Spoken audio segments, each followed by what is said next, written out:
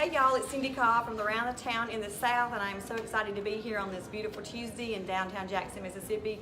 We're actually sitting at the King Edward Hotel. It's now known as the Hilton Garden Inn, but when I was introduced to it in 2010, I came to the grand opening ball that they had January 2010. This place was absolutely beautiful, and it is something to see. If you've never seen it before, you've got to come and see it. And I'm looking around, I was telling Bobby, I'm looking around, and the night I was here, it was almost like something you see in California or somewhere as far as the grand ballroom. It's absolutely beautiful. I'm sitting here today with Bobby Rush, who is a Grammy winner 2017, but he is the blues man and one of the original that you can still talk to in person in the United States and probably in the whole world. So I'm so excited to be sitting here with Bobby. You know, Bobby, as I'm looking at all of your things, and we've been talking for about 15 or 20 minutes, I am just in absolute awe of the things you told me, and I cannot wait for our viewers and the people who love the South to know more about you, how you got started, what your passions are, and just a little bit about Bobby. He is also a Blues Hall of Famer. He's a 12 times Music Award winner, B.B. King Entertainer of the Year, and Rolling Stone magazine named him King of the Chitlin Circuit. Yes. So as I'm sitting here, you've been telling me stories. You've been nominated for so many. You've written and sang over 374 songs. 378. 378 songs. That's awesome. And I've been trying to get with Bobby now for 2 weeks, and he is actually recording in Hattiesburg, and he's going to do some things tomorrow in Nashville, Tennessee. But you know, Bobby, as I'm doing this in the South, and I'm wanting to showcase the good, the positive, the love, the music, the food, our culture, our culture, the hospitality. And I was talking to a good friend of mine about what I'm doing, and he said, "You have got to talk to my friend Bobby Rush." I said, "The blues musician?" He said, "Yeah." I said, "Do you know him? Can you get me interview with him?" And he said, "I think I can." And I just want to thank you so much for sitting with me. You have no idea what this means to me, and just getting to know you for the last 30 minutes. You've been telling me some stories, and what I would love for you to do is just kind of start out like you were telling me a few minutes ago, how you got started, talking about your parents. The story you just told about your daddy is amazing. So when you look back on your life and you're telling your story, what do you want people to know about you that they can pass down to their generational kids who are looking at blues and music as a career path or just as something to enjoy? I want it both. I want them to be something they can enjoy, but I want them to know that I'm so for real. I'm so in love with what I'm doing. I have so much passion about why I'm doing it, and the reason why I do what I'm doing because I want to display just things in me. It's about music. My whole life has been about the music, and I'm so glad to see someone like you who would take on this avenue of letting people know this music made myself and many others like me, and about Mississippi. The reason I said that because I don't want the other states to get angry with me, but Mississippi have more to offer you in blues and the music than any other state you know of. And sometimes we take it for granted. We get a bad name for being something we're not, less than something we are. And it's just a bad name, but I want people to know that Mississippi had it going on. They have it going on, and they will continue to have it going on. Well, it's about the blues and music. It is, and with you being, you starting a legacy over 60-something years ago, going down this blues path. We've talked a little bit. Tell me who inspired you to bring this to light for 60, how many years, 66 years? 67. 67 it's years. 67 years is November. Okay. But so many people, you know, it's unfair to me to name someone and don't name all of them. But it's so many guys, but there's a few guys sticks out of probably in my mind than others. Louis Jordan as a writer, B.B. King as someone who stood still, Little Walter as a swift harp player, Junior Parker as a song stylist, so is Sonny Boy Williams as a stylist, and Louis Jordan to me as a writer, and many other things that many other entertainers bring a lot of things to the table for me. Because when you hear me, you hear a little Muddy Waters, you hear a little B.B. King, you hear a little Ray Charles, you hear a little this and that and the other. When you put them all together and stir them up, you got a Bobby Rush soup. Oh, I love that. So you were telling me a few minutes ago about your guitar and about the broomstick. You've got to tell. I love the story because you incorporate your parents into this story, and it's amazing. I didn't have a guitar at the very, very early on my career until like 7, 8 years old. That was gave to me by my cousin. But my first guitar was off of a broom wire. And the second guitar was off of a hay, but the wire you bale hay up with. But the broom wire was a thinner wire. It gave it a keener sound. The Elmo James kind of a sound. And I was playing it one day, and I had the ball at the bottom and a brick at the top, because it gave me this like Who's Making Love thing. And the brick fell off, hit me in the head, it started bleeding, and I didn't stop, but I got smart. Then I reversed the ball to the top, put the brick at the bottom. So did I come with a different sound? I sound more like a Elmo James, Muddy Waters, but my sound was still there. So those kind of things. And when I didn't have a guitar, I probably about 7 or 8 years old before I got a guitar. My cousin's son, Scott, we call him. His name is John. We call him son. Gave me a guitar. How I got this guitar from him? He was about 16 years old, and and when the little girls came around, he would let me play his guitar. So my job was every morning or noonday or whatever it was, go around and get as many girls I can to come talk to him. So he let me have his guitar. I love that. And I would get his guitar, and he gave me the guitar, matter of fact.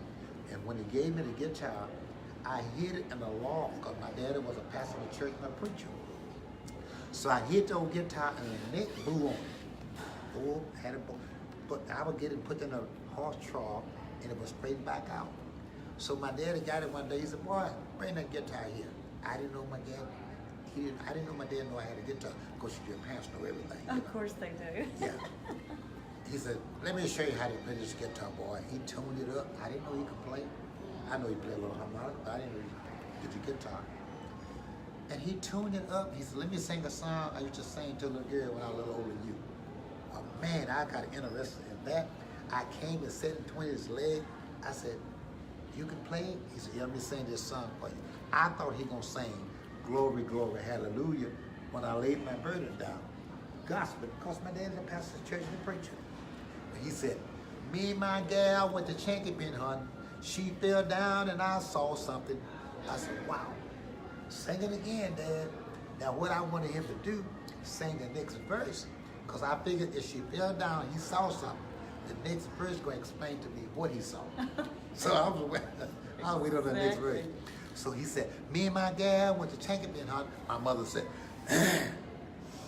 "Me don't sing that kind of song to that boy." But he kept singing, he said, "Me and my gal went to Chankapin, hun." I said, Daddy, how big was she?" "No, she was fat, real fat, 350 pounds." I said, "What she had on?" "Nothing but a dress, boy, nothing but a dress." Now in my little mind, 350 pound lady falling down with nothing on but a dress. Wow. I could just imagine in my mind. That's so funny.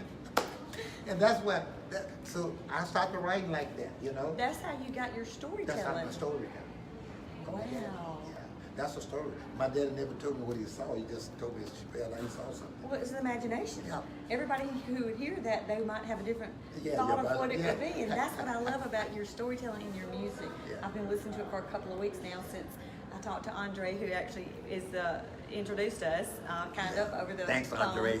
Yeah, exactly. We love you. But as I listen to your songs, I can hear your heart. I can see your soul. I can see your journey. They're almost everything that comes out of your mouth, and it just right now I have chills just talking about it, just sitting here talking to me about it. I mean, if someone walked up to you and you told them, I've been doing this for 67 years, they would say, "Well, you're only about 72. When did you start?" I mean, you know what I'm saying? That's amazing. He has more energy than anybody I've ever seen in my life. I kind of want to talk about your Grammy.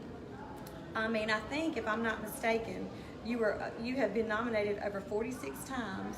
Yeah, I've been nominated for 46 times in the blues category. Mm-hmm. But I've been nominated for Grammy for 4 times. Mm-hmm. But in the blues category, 40-some times. But I won 18 of them. You won 18 of them. 18. But the Grammy. But the Grammy only one time. Up for nomination, but I won one. So, and I'm gonna win some more. Well, you you already have. You've won the hearts of everybody to Well, you know, listens to you. I'm glad you said that because my attitude was that if I didn't bring the Grammy home, which I love to bring it home, but I'm a winner because I'm in the race. That's right, exactly.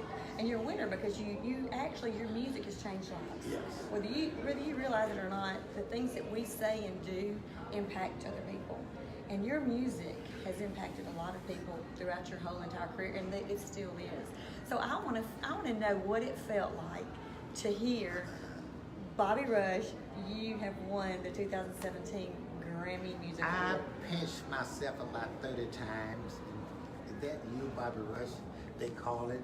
And you know, and I was so happy to go up because I represent more than just myself. I represent all the people that have been with me for a long, long time, and all the people back home in Mississippi. I brought this back home. All the people from all my fan base. And God, it's been a long journey, but we brought it home, and I didn't let my people down. They figured I could do it, and I was hoping I could do it, so here I am. So it just represents more than you. I Oh, love yeah. that. Yeah. You work as a team, and whenever you get accolades like that, you have to bring the ones in that have been with you and the ones who are watching you, because they like you just say, they helped you get where you are. Yeah, and plus, plus not only the people that were with me, there were so many people came before me that influenced me to do what I'm doing. So I take this in honor of all the people that didn't have a chance to do what I've done, but causing me to be in a position to do it. So it's so many ways and people that I could think of for having me to represent it for them. That is awesome. So I love what you just said. So many people influenced you, and I know that a lot of people have influenced you. Oh yeah. Oh God.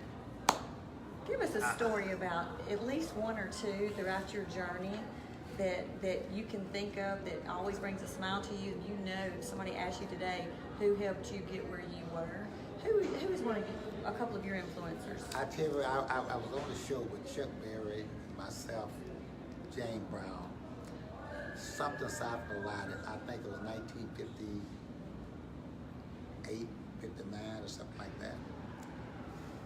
And I was opening the act, was in something South Carolina. And some way, somebody, we were dressing outside, wasn't very good dressing room. And it had one light, and somebody pulled the cord, and the light went out. And it was time for me to go on, so I dressed in the dark. I went on the stage with a white suit, a black shirt, one black shoe on, one a white shoe. And I went on stage, and I looked down, I was embarrassed, but the crowd went wild. They thought I was so cool. I thought you did it on purpose. They had no idea. That's funny. And Chuck Berry come out and said, boy, that cool. And I said, what? Look how you dressed, man. I didn't know I was dressed like that. That is so funny. But then I started to kind of dressing, not just like that, but those kind of things started me to dressing like that. Accidentally turned into something good. So that was how you got your style. Yeah, well, that was part of it. That was part of it. And they laughed at me, and I thought they were laughing at how I was dressed. They were laughing at how I was so clever, and I wasn't clever. I just couldn't see. You just never know when something's going to happen. Yeah. So as far as you were telling me earlier about B.B. King and Sammy Davis Jr. and a couple of others that Well, since we're talking about Mississippi, let me tell you what B.B. King did for me. He passed the torch for me. A year before he passed, I was booked in Memphis, Tennessee. On the same date he was coming to in Enola. He said, Bobby Rush, I'll need a favor from you. He had asked me about producing a record with him, and I didn't have time to do the record. I thought he was going to ask me to do this record with him. I said, BB, I know I owe you a record. He said, no, I'm not talking about the record. I want you to go to Enola with me in June, because this is my last show I'm going to do in Mississippi. I said, last show? I said, let me see, I'm already booked. He said, well, see, can you get out of it? And I'll take care of it. And I went to the promoter. I said, listen, man, I know I'm booked on the show. You gave me half of my money. I said, but here's your money back, because I need to do this with B.B. King on the the 12th of June in Mo. He said, for BB, huh? He said that by me. I said, yeah, I need to do this. I thought the name was gonna say, okay, you off the show. He said, well, my show started at 4 o'clock. He said, but you go on at 4 o'clock and here's the money back. And I'm gonna pay you the rest of your money. You do the show. I know nobody be at the show because it's too early. They expect you to headline it later that night. He said, but you do this for BB King. I did the show for him. Showed up with nobody there really. Because they looked for me to be later. I'm the headliner of this show. Right. I went to Illinois, did the show with BB King. We went into Club Ebony that night. I was sitting there so beat and tired. I went to sleep on BB because he was singing this song, one song for 30 minutes, I guess. So he embarrassed me. He said, Bobby Rush, my friend, in the audience sleep when I'm up here working. Look at him over there. He said, and he pointed me out. Are you serious? Yeah, and I was embarrassed. I got up, went up to the stage with him, got on the stage with the man, and sung his songs, whatever he would want to do, back and forward. But he kept going back to this song, one song, and back and forward, because he was kind of loose, you know. And I was trying to help him get over the night, and he done embarrassed me, and I'm trying to play like I'm not asleep, but I was asleep. But those are the kind of things that. And then 2 or 3 weeks later, I got the BB King's Award. Really? 7 weeks later, he passed, and I was the last man who sung at his funeral. That's amazing. I mean, that's a God thing. He Think passed. about it. He passed the torch. And I know I didn't even plan this happened. If you go back on the video, when they went down Bill Street, I was the last man who sang. You know, on the harmonica, and they were marching. Wow, that's an amazing story. What a memory. Yes. I mean, you have a vault full of so many wonderful memories. Well, I told that story. It's many stories I can tell you. I told that story because this is about a man from Mississippi. Right. I'm in Mississippi. Right. This is about the culture of Mississippi, what Mississippi got going on. Right. In Illinois, where the BB King's museum is, and in the back and go there. It's just history, you know. Very much history. We have a blues trail through Mississippi that is amazing. If you don't know what that is, go to Mississippi Blues Trail, Google it, and look at it, because there are some places you need to see if you haven't seen it. We're about to be done, but I have got to talk to them about the Mississippi Grammy Museum, because it's right there in Cleveland, Mississippi. We were there last week. One of my hosts, Cindy Toucher, did the vlog. The place is absolutely beautiful. I had never been. I'm so glad that until last week. This is what I'm loving too about Around the Town in the South. I'm getting to experience and see a lot more doing what I'm doing. But I absolutely had to wear my Mississippi Grammy shirt. I absolutely love it because I'm talking with a Grammy winner. But also, I know you were very instrumental in helping get that Grammy Museum in Cleveland. And I know we have something coming up. They're about to do another campaign on the September 6th. They're going to do that. So what does that mean for you? And when I went in there, of course, you have an honoring area with your name and your, I think there's a suit near you. I can't remember what all. But what does that mean to you, coming from the blues, to have something like that right here in the South in Mississippi? It means everything to me because I'm from the South. I'm in Mississippi. This is where my roots is, and it's so unfair to the public, they're so uneducated about what Mississippi brings to music, especially blues music. And most of the entertainers that you hear and know about is out of Mississippi. Even they could be in California or New York somewhere, but if you trace the roots back, it's Mississippi. Is that right? Yes. From Jimmy Reed to Muddy Water, whatever. You follow me? And a lot of the guys, and most of the guys with the Temptation, 4 or 5 of them guys from Bermuda, Mississippi, come on. If you chase the roots back, Mississippi is the root of the blues, you know. If you don't like the blues, you probably don't like your mama. I hear you. I love it. I absolutely love it. We have the Blues by Starlight every year downtown. Yeah. Well, they moved it out to the Renaissance, but I've been involved with that several years, and it is an amazing event right here. What is the guy that he's got the mustache, and he's played for a lot of things at a lot of charities. You know him.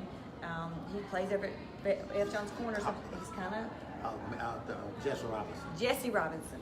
He played for us for the Boys and Girls Clubs down there one year, and I mean, you could just tell his whole band, they absolutely loved it. And I know Jesse played with me. Jesse played with me for a long time. I was going to say, I bet you were part of his inspiration in doing what he did. So tell us a little bit about, I know we've got this campaign going on, and this is one of the reasons too I wanted to sit with Bobby Rush, because he gives back. He gives back to Mississippi, just like sitting here with little old me. Thank you so much. It means a lot. But the Mississippi Grammy Museum in Cleveland, Mississippi, they're going to have a campaign kickoff with Senator Willie Simmons. He's very big involved in that too, and they're going to raise money to expand it more, which it needs expansion.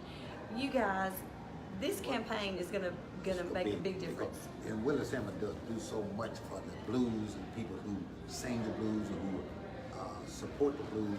He's a big, does a lot of things politically behind the scene about people in Mississippi, about the blues and music period. Right. He's just a helpful hand. And we got many other people, like we were speaking of him because he's in Cleveland. Right. But you got many guys who support us the same way. That's right. With Bennett Thompson and all that, you know, they all support us in the blues. But we want this to come from a higher level than that, even not from the governor on down. We want, you know, because the governor always supported me personally, and I want him to keep doing what he's doing to support the blues. That's right. Because he loved the blues. His brother played the blues, and he's just a blues man. He's from the Delta also. He's from the Delta. He's a Delta guy. Yeah. Well, I know that you're going to be playing that night. Now, this is, I think, a private party. I'm not sure, but I know that you're going to be playing. I'm going to be there. I cannot wait to see you. I hope you get to vlog with you that morning. Is there anything else that you would want these viewers, because this is going to be seen by thousands and thousands, to know about you? Where are you headed? Let me just say, the weird thing about this is I'm going to Nashville tomorrow. I've got some things I've got to do. And Bobby says, well, I'm going to Nashville. We can just do the vlog up there. I said, Bobby, I've got you today. I'm getting you today. Now, I may meet you up there. We'll go eat somewhere at the Blues Museum, and we can do a quickie, but I'm going to quick vlog, but I'm going to tell you right now, I'm getting you today while I got you, while you've got time. So thank you for this. And tell me what's on your horizon. Who are you going to be singing with in Nashville? Well, I got some things that I'm going to do, some country western stuff as a guest on a couple of things I'm going to do the next couple of weeks. But Thursday, I'm going to be doing an overdub on a song that I've written for myself. And I just believe that God has blessed me to write a good song, and I think this is going to be one of the better songs I ever cut in my life. It says, in a little shack down by the bay, not far from New Orleans, I met this pretty woman down there when I was about 19. She went and told her daddy she wanted to marry me, and the look on her daddy's face really was a sight to see. He said, get out of here with you, and don't you come back no more. Well, I wanted to meet her daddy like a young man ought, but I found out he didn't want no blues singer to marry his daughter. Because when I went by the house that day, he met me at the door with his sisters and brother and Big Bad John and a dog named Bo, saying, get out of here with you, and don't you come back no more. Well, her brother and the sister sick the dogs on me, made them tear off all my clothes. The kid was gathering around yelling at the dog, saying, sick it, Bo, go. I was running fast, trying to get away right down the railroad track. I could hear the kid throwing rocks at me every time I started to look back, saying, get out of here with you, and don't you come back no more. Well, I sneaked down to get married. The judge to do the assignment to swear to take this woman for your lawful wife, not a one-night love affair. Before I could open my mouth to say I do, guess who walked through the door? Her dad, mom, Big Brother John, that dog named Bo. I love it. I love the storytelling of the blues of any song, but that is awesome. Thank you for sharing that with us. That is awesome. And thank you for sitting with us. I've just been sitting here in awe. It's so nice to meet you. I have such a great respect for you and the blues industry and the music just that we have in the South, who you stand for, the lives that you're impacting and changing. I want to thank you for that. Whether you realize that or not, you have and you continue to. I can't wait to see you on stage at 100 years old. Well, thank you very much. I want to say to you before I get too far in the interview, thank you for what you have done, what you're doing, what you plan to do, because without you, I couldn't display what's in my heart to do. Because you make it possible for people to understand and hear where I am, where I was, where I'm going to be. because my motto is I must do all I can, while I can. I know that will come a time I cannot do, but I won't regret what I did not do. I love that. That is beautiful. Thank you so much. Oh, I just love you. It's been awesome. So y'all, thank y'all so much for tuning in. Thank you.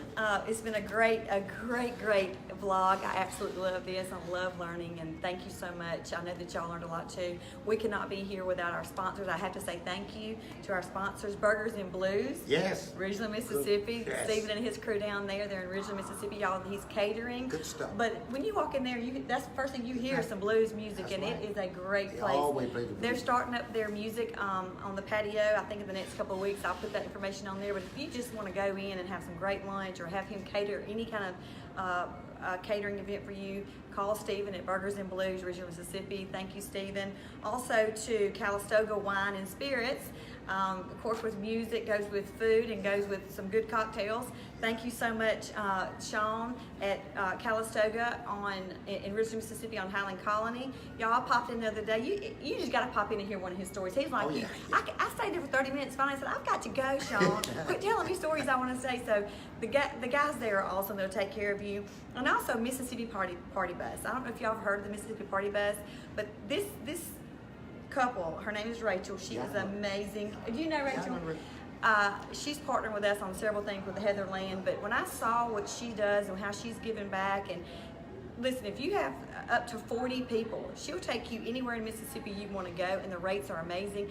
It is a beautiful white limousine bus. I mean, it is so much fun. Get on the bus, Gus. Get on the bus, Gus. We'll be on it next Sunday for the this coming Sunday for the Heatherland. So thank you so much, Mississippi Party Bus 601-988-4554. Y'all, thank y'all so much for tuning in. I can't wait to go back and watch this. And tune in for the next couple of weeks because we got some great things coming up. Look for us at the Grammy Museum on September 6th. I will be vlogging with him and with Willie also. Right. And we'll see you around the town. Bye-bye.